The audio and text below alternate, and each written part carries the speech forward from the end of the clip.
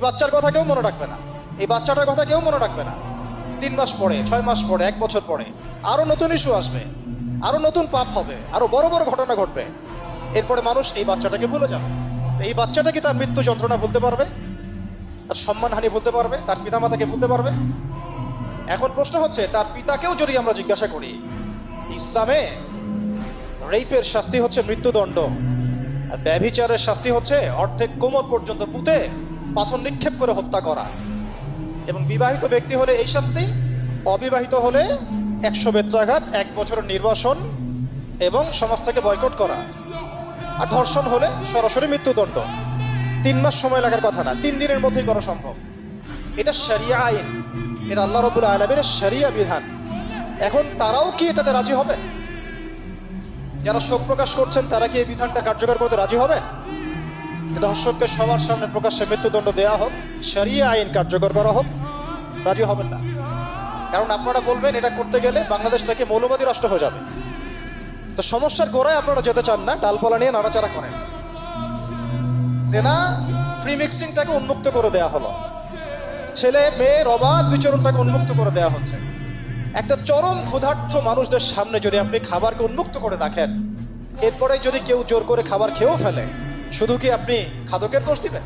পুরো সিস্টেমটাই দায়ী, পুরো সিস্টেমটাই দায়ী এখানে।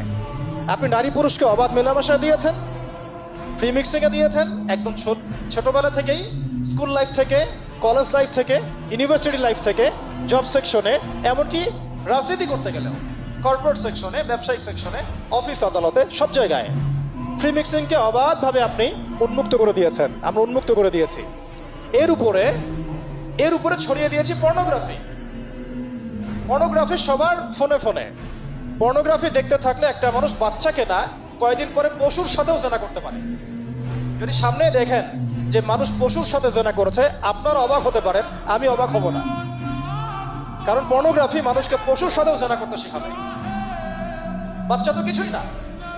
এর উপর আছে বিবাহ বহির্ভূত সম্পর্ক, ব্যভিচার, জিনা, ফ্রি মিক্সিং, ভ্যালেন্টাইন্স ডের মতো দিবসগুলো পালন করে ছেলে মেয়ের অবাধ মেলামেশা।